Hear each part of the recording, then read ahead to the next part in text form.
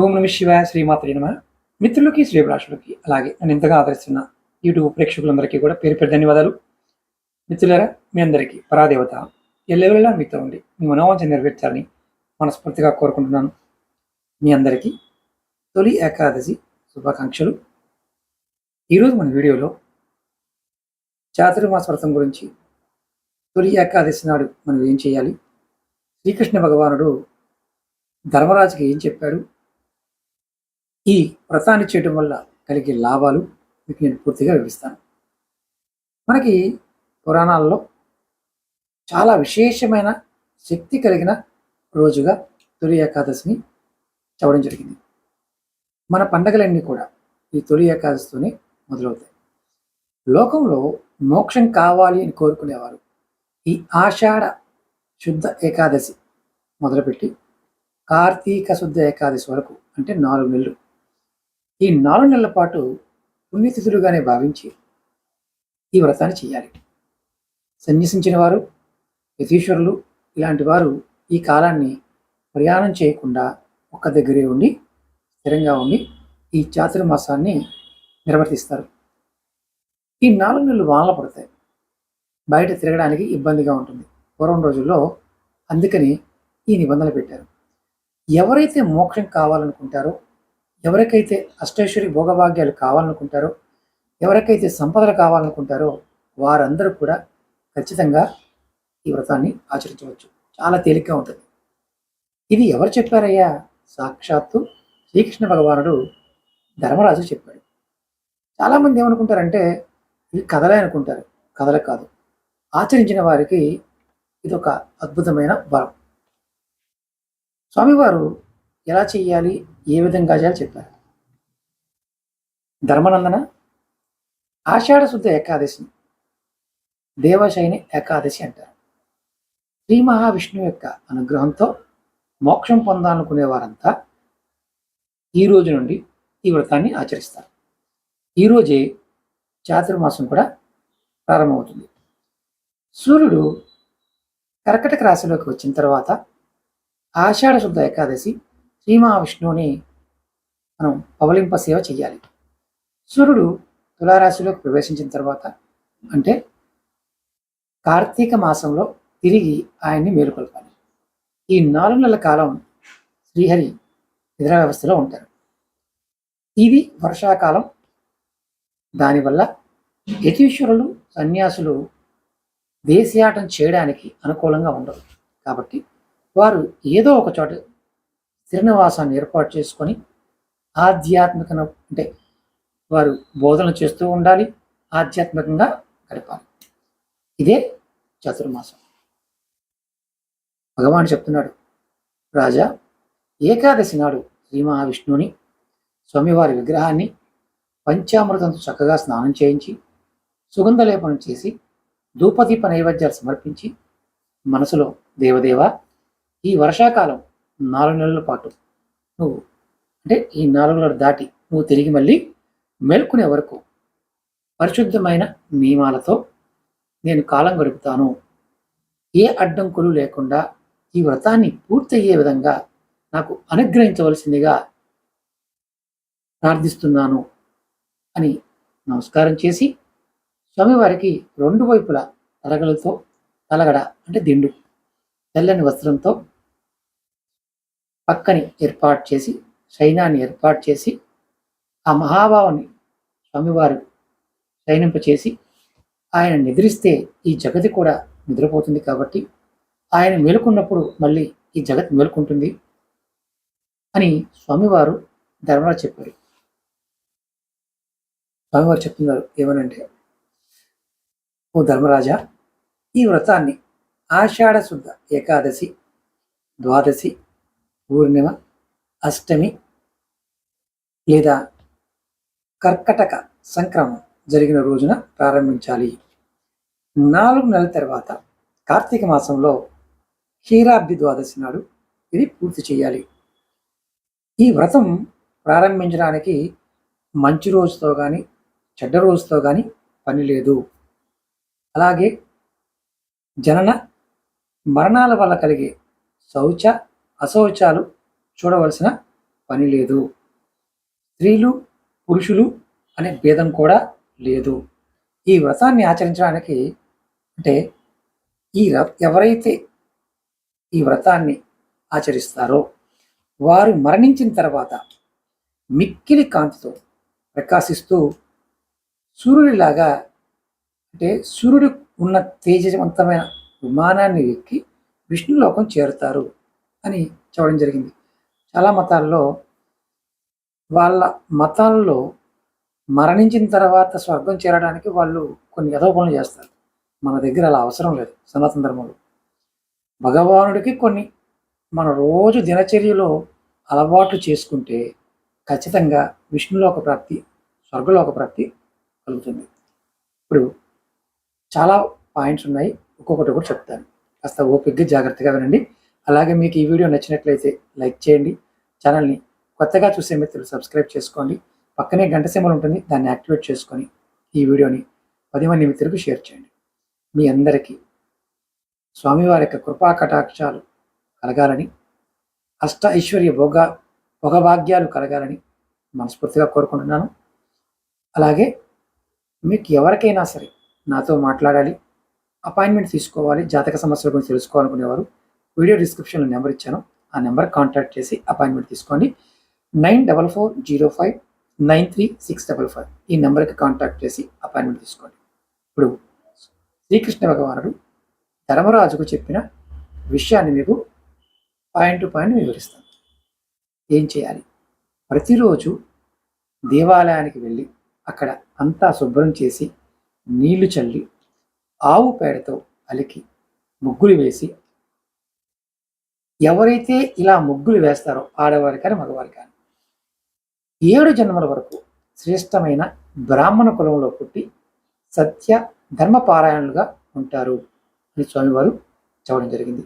అలాగే ఇప్పుడు 2వ పాయింట్, ఈ 4 నెలల్లో శ్రీ మహావిష్ణువుని పంచామృతాలతో స్నానం చేయించిన వాడు మరణం తర్వాత విష్ణులోకానికి వెళ్ళి చక్కని ముక్తిని పొందుతాడు.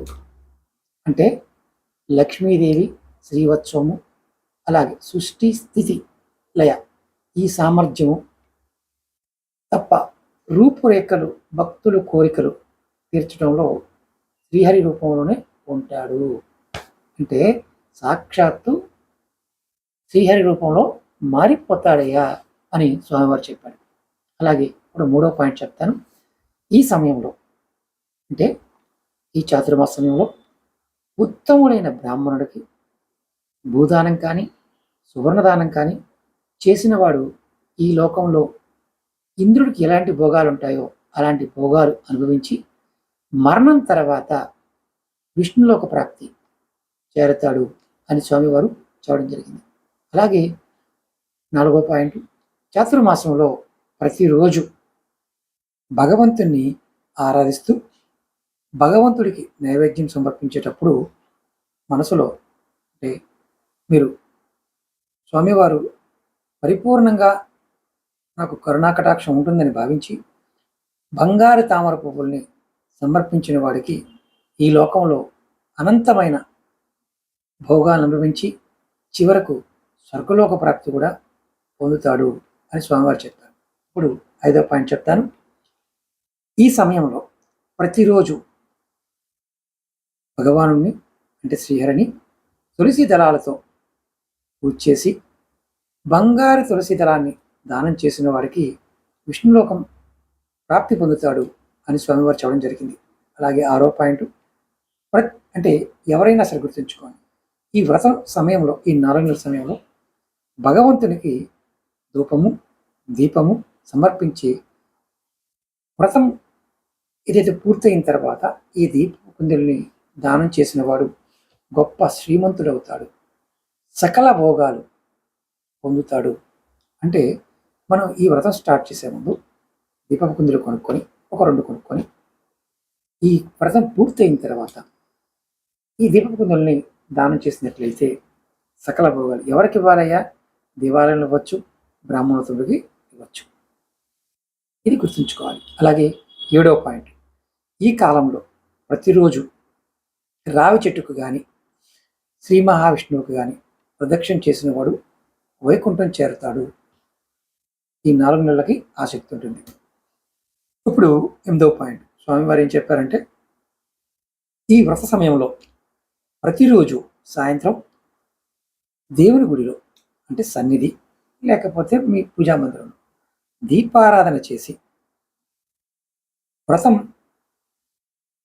పూర్తయ్యే వరకు వస్త్రము, బంగారము, మనం దీపం పెట్టుకునే భరిణ, అలాగే దీపపు కుందే దానం చేసిన వాడు ఈ లోకంలో మహా తేజస్వి అవుతాడు. అంటే గొప్ప వ్యక్తిత్వం కలిగిన వాడు, గొప్ప జ్ఞానం కలిగిన వాడు, తేజం కలిగిన వాడు అవుతాడు.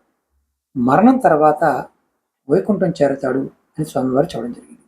ఇప్పుడు 9వ పాయింట్ ఏంటంటే, శ్రీ మహావిష్ణువుని పాదోదకాన్ని తీసుకున్నవారు అంటే పానం చేసిన వారు విష్ణు లోకాన్ని పొందుతారు, అతనికి పునర్జన్మ ఉండదు అని స్వామివారు శ్రీకృష్ణ భగవానుడు స్వయాన ధర్మరాజు చెప్పడం జరిగింది. ఇప్పుడు 10వ పాయింట్, ఈ సమయంలో ప్రతిరోజు కూడా 3 వేళలు అంటే ఉదయం, మధ్యాహ్నం, సాయంత్రం దేవాలయంలో 108 సార్లు గాయత్రి మంత్ర జపం చేసిన వారికి పాపాలు అంటవు. చాలామంది ఈ సమయాన్ని వినియోగించుకోవడం ప్రయత్నించండి. ఉదయం, మధ్యాహ్నము, సాయంత్రం 108 సార్లు చేస్తే చాలు, మీకు పాపాలు అంటవు. అలాగే 11వ పాయింట్ ఏంటంటే, ఈ చాతుర్మాసంలో ప్రతిరోజు పురాణ శ్రవణం చేసి వ్రతం పూర్తయిన తర్వాత పుస్తకము, వస్త్రము, బంగారము దానం చేసిన వాడు సకల భోగాలు అనుభవిస్తాడు. అలాగే 12వ పాయింట్ ఏంటంటే, చాతుర్మాసంలో శివనామం కానీ కేశవనామం కానీ ఎవరైతే జపం చేస్తారో వ్రత సమాప్తి అయిపోయిన తర్వాత బంగారు శివలింగాన్ని లేదా బంగారు శివ ప్రతిమని, విష్ణు ప్రతిమని దానం చేస్తే వాళ్ళకి మహాపుణ్యం లభిస్తుంది అని స్వామివారు చెప్పడం జరిగింది. అలాగే 13వ పాయింట్ చెప్తాను. మీరు స్నానం చేసిన తర్వాత అంటే ప్రతిరోజు స్నానం, నిత్యకృత్యాలు పూర్తి చేసిన తర్వాత సూర్యుడు అంటే మనకి సూర్య భగవాన్ని చూస్తూ శ్రీమన్నారాయణకి అర్ఘ్యం ఇచ్చి ఈ వ్రతం పూర్తయిన తర్వాత ఎరుపు రంగు వస్త్రము, బంగారము, గోవుని దానం చేసిన వాడికి పరిపూర్ణమైన ఆరోగ్యవంతుడవుతాడు, చిరాయువు కూడా జీవిస్తాడు, అంటే ఎక్కువ కాలం జీవిస్తాడు. ఇక్కడ వ్రతం పూర్తి అవడం అంటే 4 నెలలని గుర్తుంచుకోండి. ప్రతిరోజు అర్ఘ్యం ఇవ్వాలని గుర్తుంచుకోండి. అలాగే 14వ పాయింట్ చెప్తాను. ప్రతిరోజు గాయత్రి మంత్రాన్ని జపిస్తూ నువ్వులతో హోమం చేస్తూ వ్రతం కంప్లీట్ అయిన తర్వాత పాత్ర దానం చేసిన వాడు సర్వపాపాల నుండి విముక్తుడవుతాడు. ఇక్కడ మీరు ప్రతిరోజు చేయమని కాదు, మీ వ్రతం ఈ 4 నెలలు పూర్తి అయిన తర్వాత చేయాలని అర్థం. అలాగే 15వ పాయింట్ ఏంటంటే, స్వామివారు ఇలా చెప్పారు, ప్రతిరోజు అన్నహోమం చేసి అలాగే వ్రతం చేస్తున్నవారు నేతితో నిండిన కుండని అంటే ఈ ఈ సమయంలోనే మంచి వస్త్రము అంటే ఒక నెయ్యితో నింపిన కుండని, మంచి వస్త్రాన్ని దానం చేసిన వారికి మంచి ఆరోగ్యము, శరీరము మంచి కలర్ఫుల్గా ఉండటం అంటే గ్లోగా ఉంటుందన్నమాట, మంచి వర్చస్సు వస్తుంది. అలాగే పుత్ర పౌత్రాభివృద్ధి, సంపద కలిగి బ్రహ్మదేవుడితో సమానంగా ఉంటాడు అని శ్రీకృష్ణ భగవానుడు ధర్మరాజు చెప్పడం జరిగింది. 16వ పాయింట్ ఏంటంటే, ప్రతిరోజు రావి చెట్టుని పూజించి ఆఖరి రోజున వస్త్రము, బంగారము దానం చేసిన వాడికి మంచి ఆరోగ్యవంతుడవుతాడు అని స్వామివారు చెప్పారు. ఇక్కడ గుర్తుంచుకోండి, రావి చెట్టుని పూజించిన మన కోరికలన్నీ నెరవేరుతాయి. చాలామందికి ఏంటంటే ఈ విషయం తెలియదు. పితృదేవతలు శాంతించడానికి కూడా రావి చెట్టు చుట్టూ ప్రదక్షిణ చేసి నీళ్లు పోస్తే చాలు. ఇప్పుడు మళ్ళీ పాయింట్ డివేట్ అవుతుంది. మనం 17వ పాయింట్ తెలుసుకుందాం. ప్రతిరోజు తులసిని పూజించి తులసి దళాలని ఎవరైతే ధరిస్తారో వాళ్ళకి సర్వ పాపాల నుండి విముక్తుడై విష్ణులోకాన్ని పొందుతారు. ఇది సాక్షాత్తు శ్రీకృష్ణ భగవానుడు ధర్మరాజుకి చెప్తున్న విషయాలు ఇవన్నీ.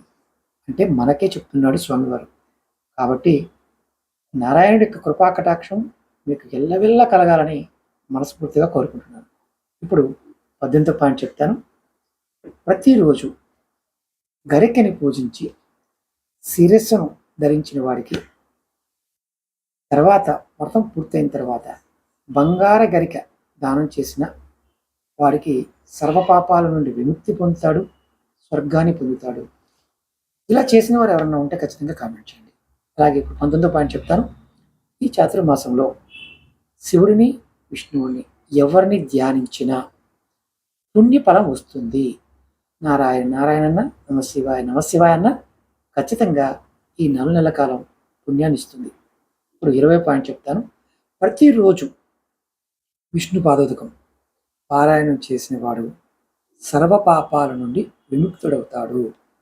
అలాగే ఆయుష్, సంపద బాగా పెరుగుతాయి. వ్రతం పూర్తయిన తర్వాత గోదానం చేయాలి.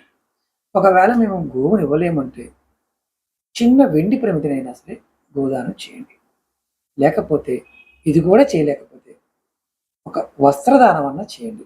దీనివల్ల మీకు స్వామివారి యొక్క పూర్తి అనుగ్రహం లభిస్తుంది. అలాగే 21వ పాయింట్,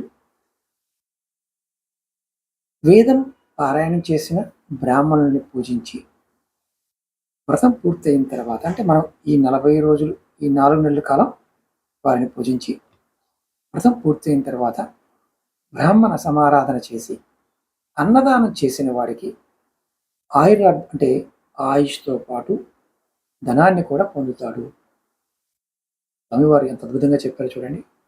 అలాగే 22వ పాయింట్ చెప్తాను.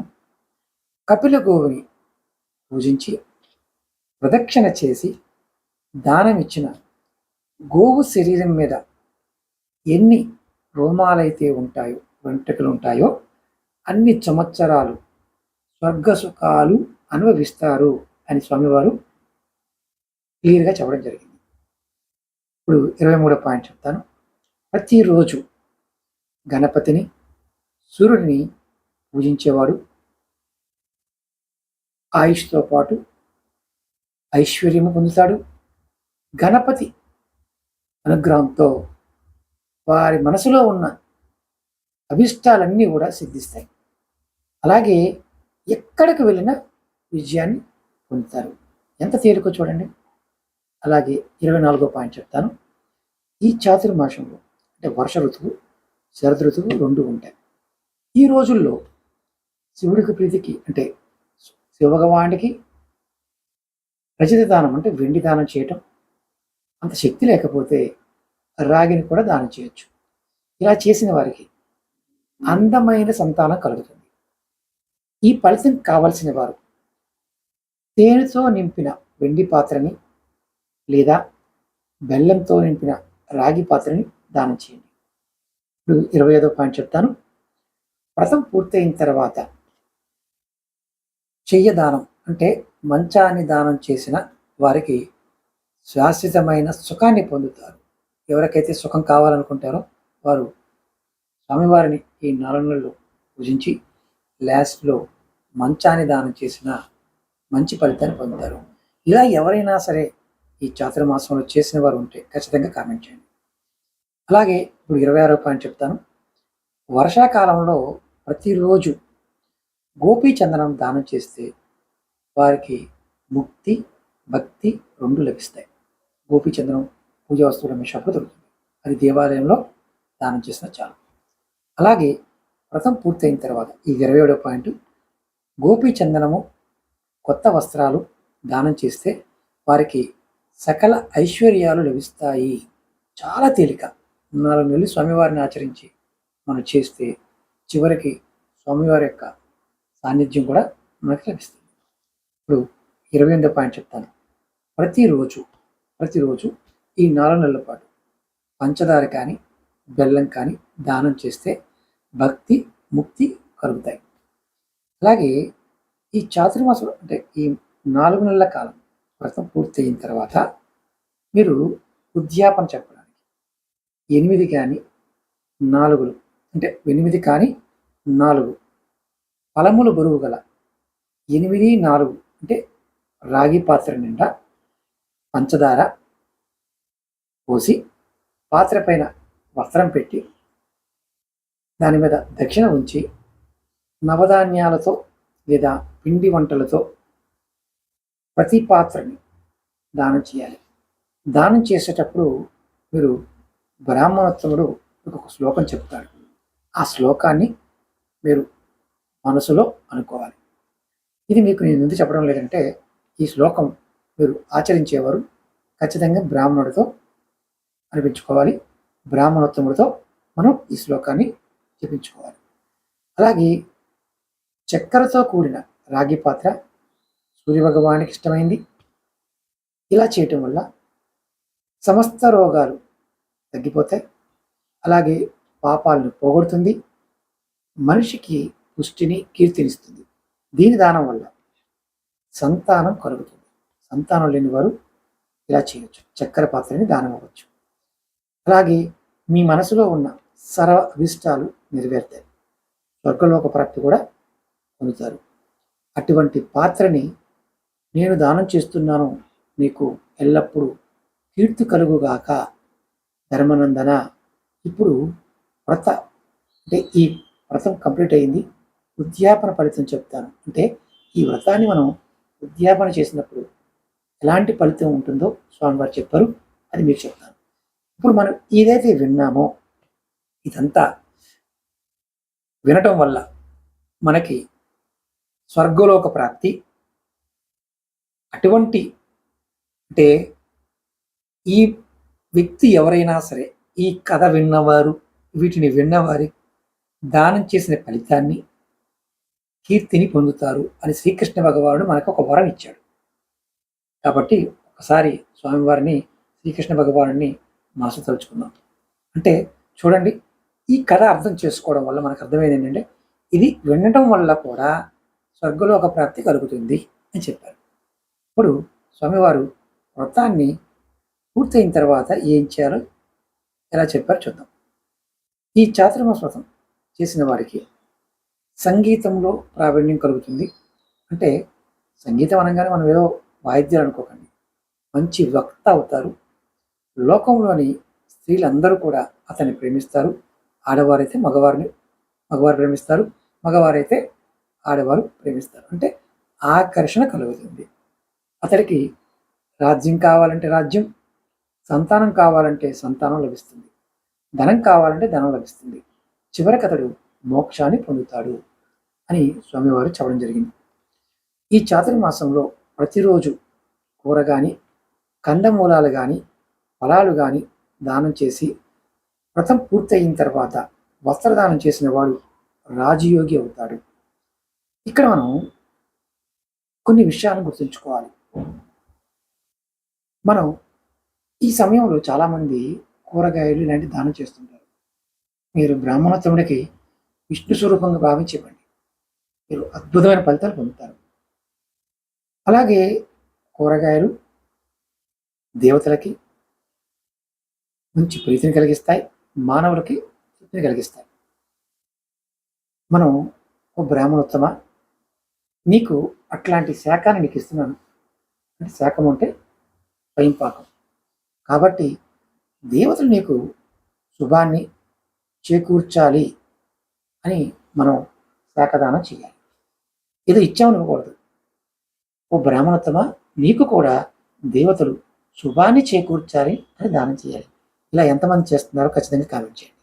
అలాగే ప్రతిరోజు మనకి ఈ సమయంలో త్రికటకములు అంటే శొంఠి, పిప్పళ్ళు, మిరియాలు బ్రాహ్మణుడికి దానం ఇవ్వాలి. ఈ 3 పదార్థాలు మళ్ళీ చెప్తాను. శొంఠి, పిప్పళ్ళు, మిరియాలు బ్రాహ్మణుడికి దానం చేయాలి. అలా చేస్తే సూర్యభగవానుడు ప్రీతి చెందుతాడు. అన్ని రోగాలను తగ్గించేస్తాడు, నశింపచేస్తాడు. ఈ రకంగా ప్రతిరోజు మీకు ఓపికన్నంత వరకు ఈ 3 పదార్థాలను దానం చేస్తే వ్రత సమాప్తి అయిపోయిన తర్వాత బంగారంతో చేసిన ఈ 3 పదార్థాలని వస్త్రము, దక్షిణతో దానం చేస్తే అధ్యాపన చేసిన వాడు 100 సంవత్సరాలు మంచి ఆరోగ్యంతో జీవిస్తాడు. చివరికి స్వర్గాన్ని చేరతాడు అని స్వామివారు చెప్పారు. ఇందులో మనం ఇప్పటి వరకు విన్న వాటిలో స్వర్గం చేరాలనుకునే కొన్ని మతాల వారు ఎన్నో చేస్తారు. ఈ చాతుర్మాస వ్రతం చేస్తే స్వర్గం ఆటోమేటిక్గా చేరుకుంటాం. ఇదే సనాతన ధర్మంలోని గొప్పతనం. దీన్ని మిగతా వారు ఎవరైనా సరే అన్య మతస్థులు చూస్తే ఖచ్చితంగా ప్రయత్నించేయండి. ఖచ్చితంగా మీరందరూ సనాతన ధర్మంలో ఉన్నవారే. మతం అనేది మనం సృష్టించుకుంది, ధర్మం అనేది దేవుడిచ్చిన వరం. కాబట్టి ప్రయత్నించేయండి. అలాగే ఈ చాతుర్మాసంలో నిరంతరం మంచి ముత్యాలు దానం చేసిన వాడికి అన్న వస్త్రాలకి లోటు ఉండదు. ప్రతిదినం అన్నదానం చేసిన వాడికి అష్ట ఐశ్వర్య సంపన్నుడు, కీర్తిమంతుడు అవుతాడు. ఈ సమయంలో మేము దాన ధర్మాలు చేస్తాం గురువుగారు అనేవారు ఈ 4 నెలలకు సరిపడా మీరు అన్నదానానికి ఏ దేవాలయంలో సరే మీ పేరు మీద, మీ కుటుంబ సభ్యుల పేరు మీద అన్నదానానికి ధనాన్ని సమకూర్చండి, లేదా వస్తువులు సమకూర్చండి. అలాగే ప్రతిరోజు తాంబూలాన్ని సేవించకుండా ఇతరులకు తాంబూల దానం చేస్తే ఈ వ్రతం పూర్తయిన తర్వాత ఎరుపు రంగు వస్త్రాలు దానం చేసిన వాడు మహాలావణ్యవంతుడవుతాడు. అంటే గొప్ప అందగాడవుతాడు, గుణవంతుడవుతాడు. అతడికి ఏ రోగాలు రావు, మంచి మేధావి అవుతాడు. గాత్రము చాలా అద్భుతంగా మాధుర్యంగా ఉంటుంది. మరణం తర్వాత గంధర్వుడు అవుతాడు అని స్వామివారు చెప్పారు. తాంబూలము లక్ష్మీప్రదమైంది కాబట్టి అందులోని ఆకు, ఒక్క, సున్నము ఈ 3 కూడా త్రిమూర్తుల యొక్క స్వరూపము. అందుచేత తాంబూల దానం చేసేవారికి త్రిమూర్తుల యొక్క సకల సంపదలు ఇస్తారు. అలాగే ఈ సమయంలో ప్రతిరోజు పసుపు దానం చేసి వ్రతాన్ని కంప్లీట్ చేసిన వారికి కొత్త వెండి పాత్రలో పసుపు పోసి వెండి దానం చేసినట్లయితే, అంటే వెండి పాత్రలో పసుపు పోసి దానం చేసినట్లయితే స్త్రీకి లేదా పురుషుడికి సర్వసుఖాలు అనుభవిస్తారు. చూడండి ఎంత అద్భుతమో. వారికి సౌభాగ్యము, అష్టైశ్వర్యాలు ఖచ్చితంగా కలుగుతాయి. ఈ రకంగా పసుపు దానం చేసిన వారు మంచి రూపలావణ్యంతో దేవలోకంలో సుఖపడతారు. చాలామందికి ఆశ్చర్యం అనిపించవచ్చు, ఏంటి సార్ ఏకాదశి అన్నారు, మీరు చాలా కొత్త విషయాలు చెప్తున్నారు అనుకోవచ్చు. చాలామంది విని ఉంటారు, పురాణం చదివిన వారు ఖచ్చితంగా తెలుసు. వారు కామెంట్ చేయండి. అలాగే ఈ లోకంలో ఉమామహేశ్వర స్వరూపంగా భావించి బ్రాహ్మణోత్తముని పూజించి, అంటే శివపార్వతులుగా భావించి బ్రాహ్మణ భార్యాభర్తల్ని మనం దంపతుల్ని పూజించి వారికి మనం కావలసిన శాక్తమును, సారము, సువర్ణము అంటే వారికి కావలసిన పదార్థాలని వారికి ఇచ్చి వాటిని దానం చేస్తే వ్రత సమాప్తి అయిన తర్వాత ఉమామహేశ్వరుల యొక్క బంగార వ్రతము చేయించి దాన్ని పూజించి దానం చేయాలి. తర్వాత రుచికరమైన పిండి వంటలు భోజనం పెట్టాలి. అలా చేసిన వాడు సంపద చాలా సురక్షితంగా ఉంటుంది. అంటే సంపాదించిన డబ్బు, ఆస్తులు చాలా రక్షింపబడతాయి అని స్వామివారు చెప్పారు. అలాగే మంచి కీర్తి కలుగుతుంది.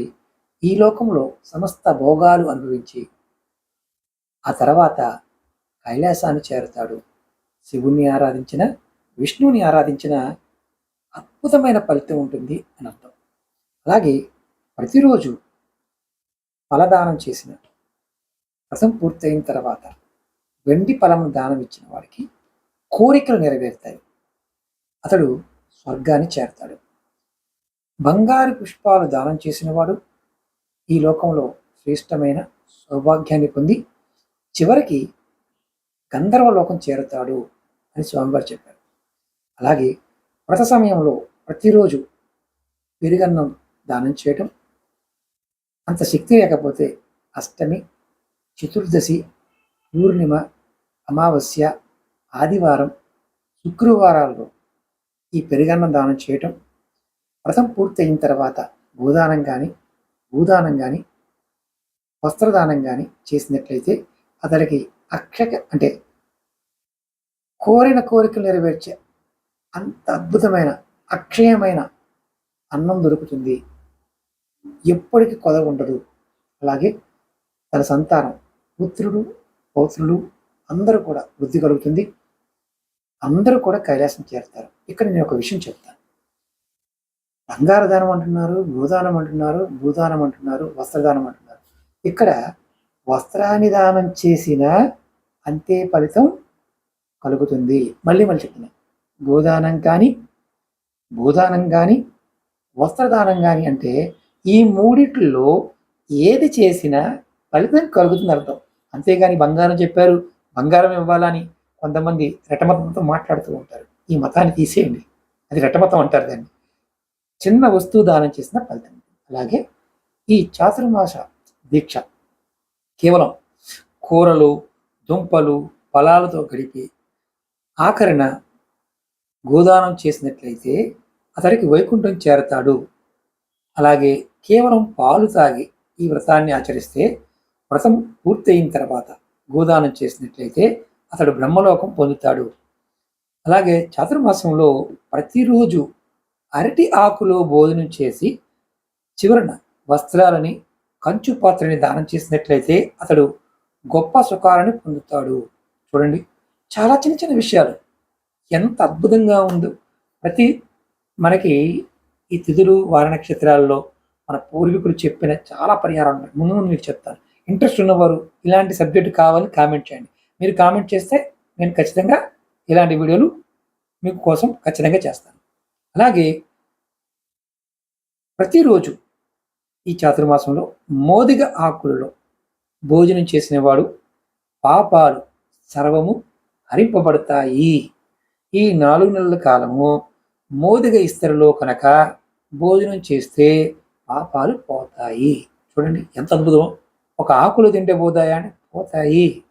అలాగే ఈ వ్రతం ఆచరించిన వాడికి బ్రహ్మహత్య పాతకము, సురాపానము అంటే తాగుడు వల్ల వచ్చే సమస్యలు, శిశుహత్య, అభాషణలు చేపించినప్పుడు వచ్చే సమస్య అంటే పాపము, స్త్రీలను చంపడం వల్ల వచ్చే స్త్రీహత్య వల్ల వచ్చే పాపము, అసత్యము అబద్ధాలు ఆడటం వల్ల వచ్చే పాపము, పొందరాని స్త్రీలను పొందుట అంటే మనం ఎవరినైతే శారీరకంగా పొందకూడదో అలాంటి స్త్రీలను పొందటం వల్ల కలిగే పాపాలు కూడా హరించబోతాయి అని స్వామివారు చెప్పడం జరిగింది.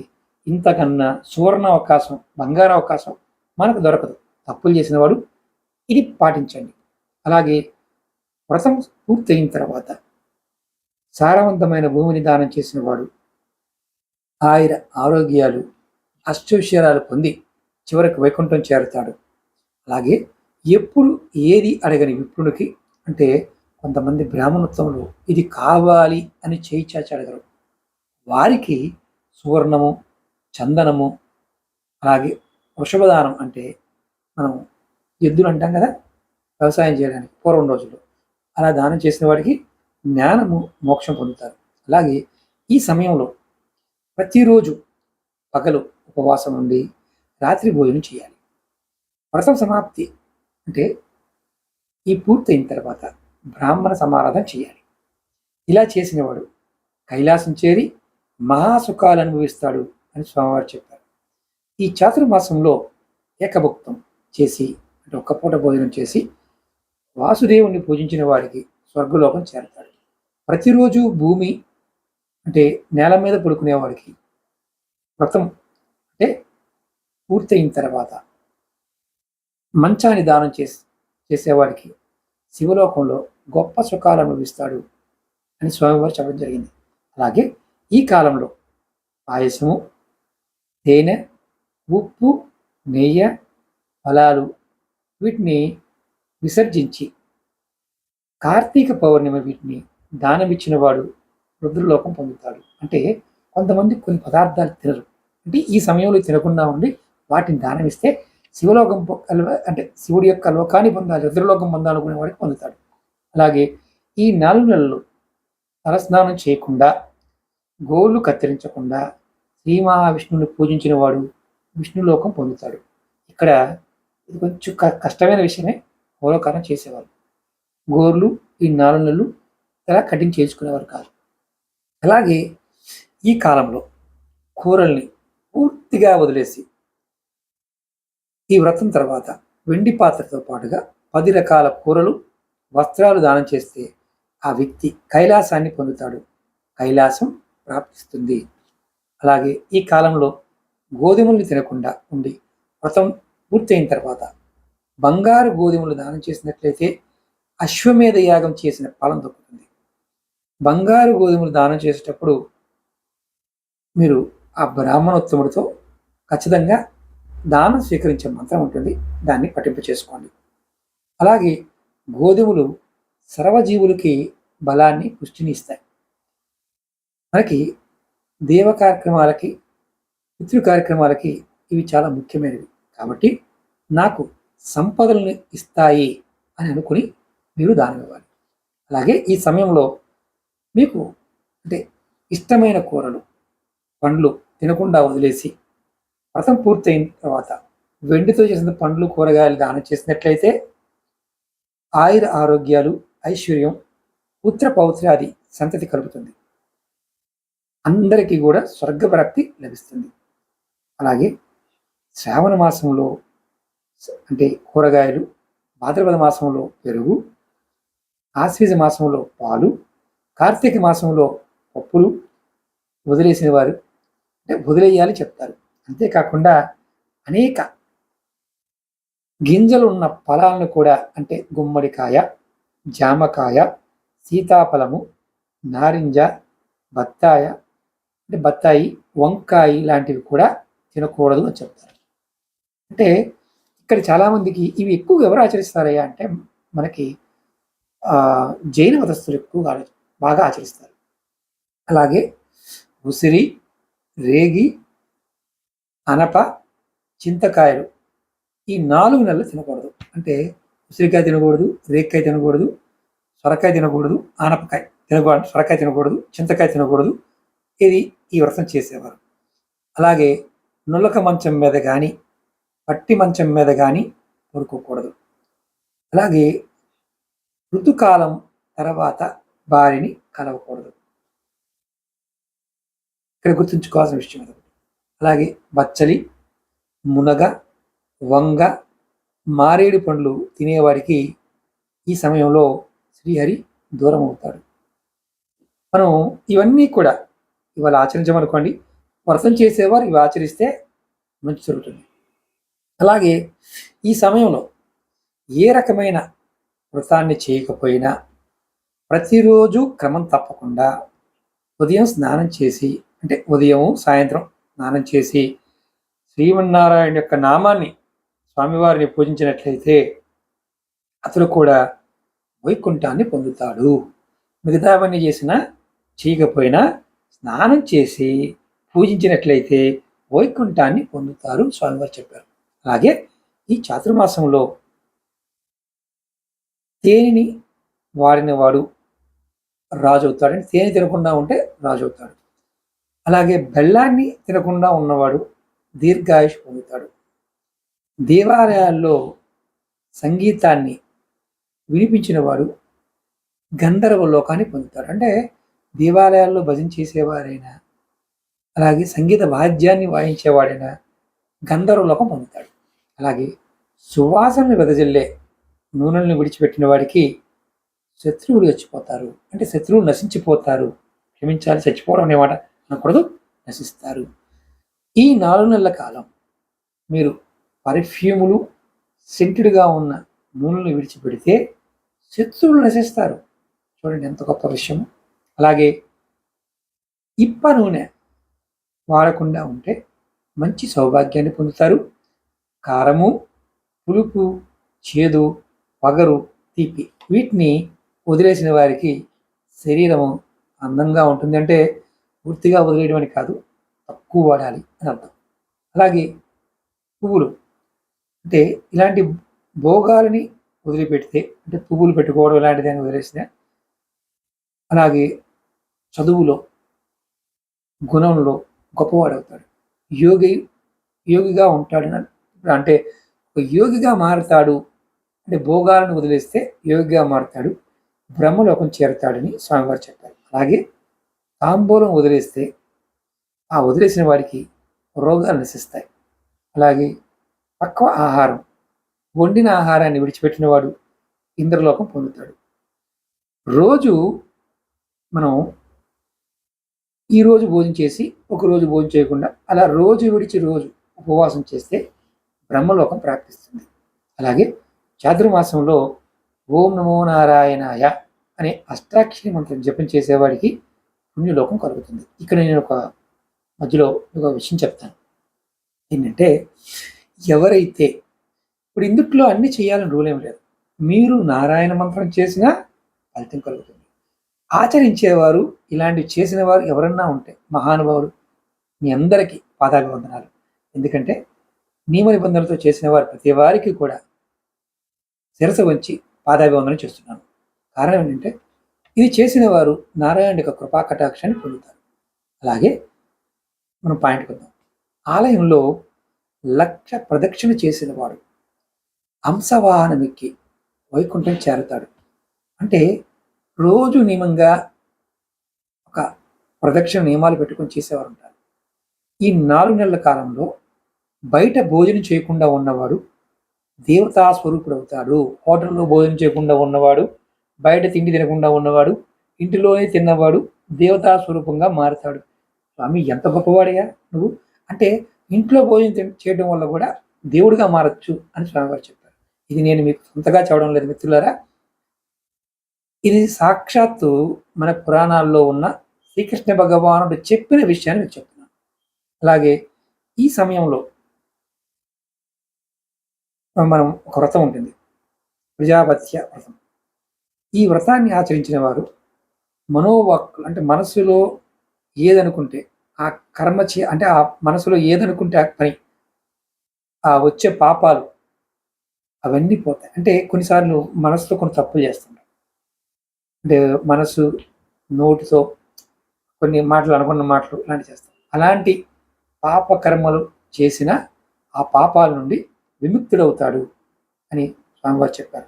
అలాగే ఈ చాతుర్మాసంలో చాంద్రాయణ వ్రతం ఆచరించేవాడికి దివ్య దేహం ధరించి శివలోకం చేరుతాడు. ఈ వ్రతాలన్నీ కూడా చాలా ఉంటాయి. ముందు ముందు మీకు అవి కూడా చెప్తాను. ఇంట్రెస్ట్ ఉన్న వారికి వ్రతాల గురించి తెలుసుకోవాలి నా ద్వారా అనుకుంటే ఖచ్చితంగా కామెంట్ చేయండి. నేను మీకు ఎన్ని రకాల వ్రతాలు ఉన్నాయని చెప్తాను. ఎందుకంటే అవన్నీ జనరల్గా అందరూ చెప్తూ ఉంటారు కాబట్టి నేను ఎక్కువగా ఇంట్రెస్ట్ చూపించలేదు. మీకు కావాలంటే ఖచ్చితంగా చెప్తాను. అలాగే ఈ సమయంలో పూర్తిగా ఉపవాసం ఉండి దేవుని చేరుకోవాలనుకుంటాడో అతనికి పునర్జన్మ ఉండదు. ఇవి మార్వాడీలు చేస్తూ ఉంటారు, జైలు చేస్తూ ఉంటారు. ఈ విషయాన్ని ఇది తెలిసిన వారు కామెంట్ చేయండి. అలాగే అన్న పాయసం, దాన్ని భిక్షాన్నం, మధుకర భిక్షాన్నం అంటారు. ఈ తిన్నవాడు, గడిపినవాడు వేదము పాండిత్యం పొందుతాడు అని స్వామివారు చెప్పడం జరిగింది. అలాగే శ్రీమన్నారాయణుని మనం నిద్రకు పడుకునే ముందు, అంటే ఆ రోజున వ్రతాన్ని ప్రారంభించి, అంటే స్వామివారి నిద్రకి వెళ్ళే ముందు నుంచి మనం ఈ వ్రతం ప్రారంభించి 4 నెలల పాటు నిర్విరామంగా, అంటే కంటిన్యూగా వ్రతం చేసేవాడు ఈ లోకంలో సకల సుఖాలు అనుభవించి ఆ తర్వాత స్వామివారి యొక్క సాన్నిధ్యం పొందుతాడు. అలాగే తొలి ఏకాదశి దేవసేన వ్రత విధానము, దాని ఫలితాలు శ్రీకృష్ణ భగవానుడు మనకి వివరించాడు అని ఈ విషయం తెలుసుకోవాలి. అలాగే ఈ సమయంలో ఏ చదివితే మంచి ఫలితం ఉంటుంది? నారాయణ ఉపనిషత్తు ఉంటుంది. ఈ ఉపనిషత్తు ఎవరైనా సరే, ఆడవారైనా మగవారైనా చదివితే విశేషమైన ఫలితం కలుగుతుంది. ఈ ఉపనిషత్తు మనకి ఆన్లైన్లో కూడా దొరుకుతుంది. తెలుగులో ఉంటుంది, సంస్కృతంలో ఉంటుంది. మీకు చక్కగా ఈ ఉపనిషత్తు చదవండి. ఇవేమి చేయలేం గురువు గారు అనుకునేవారు నేను ఒకటే మాట చెప్తాను. ఎందుకంటే ఈ సమయానికి ప్రకృతి పరంగా చాలా ఇబ్బందులు రాబోతున్నాయి. చాలా చాలా పెద్ద పెద్ద ఇబ్బందులు రాబోతున్నాయి. మీరు స్వామివారి నామాన్ని పట్టుకోండి. ఏం చేసినా చేయకపోయినా శ్రీమన్నారాయణ పట్టుకోండి. మీలో ఉన్న రుగ్మతలన్నీ తొలగిపోతాయి. ఓం నమో భగవతే వాసుదేవాయ, ఓం నమో భగవతే వాసుదేవాయ ఈ మంత్రాన్ని మీరు ప్రతిరోజు అనుకోండి. ఓం నమో నారాయణాయ. వీలైన వారు విష్ణు సహస్రనామం, అలాగే స్వామివారి అష్టాక్షరి మంత్రం ఓం నమో నారాయణాయ ఈ మంత్రాన్ని మీరు అనుకున్నా సరే మీకు అద్భుతమైన ఫలితాలు కలుగుతాయి. ఇప్పుడు మనం దానాల గురించి మాట్లాడుకున్నాం కదా. ఇందులో మీరు వస్త్రదానం చేసిన, చివరికి ఒక ఫలదానం చేసిన స్వామివారి నామంతో ఈ 4 నెలలు నియమంగా ఉంటే పూజను మాట్లాడకుండా, ఎదుటి వారిని హింసించకుండా మీరు ఈ వ్రతాన్ని ఆచరించినట్లయితే మీరు కోరిన కోరిక నెరవేరుతుందని స్వామివారు చెప్పడం జరిగింది. ఇది సాక్షాత్తు శ్రీకృష్ణ భగవానుడు మనకి ధర్మరాజు పేరుతో చెప్పడం జరిగింది. ఇది విన్న వారందరికీ కూడా అష్టైశ్వర్య భోగభాగ్యాలు, అనంత ఐశ్వర్యము, ఆయురారోగ్యాలు లభించాలని మనస్ఫూర్తిగా కోరుకుంటున్నాను. ఓం నమః శివాయ. శ్రీమాత్రే నమః.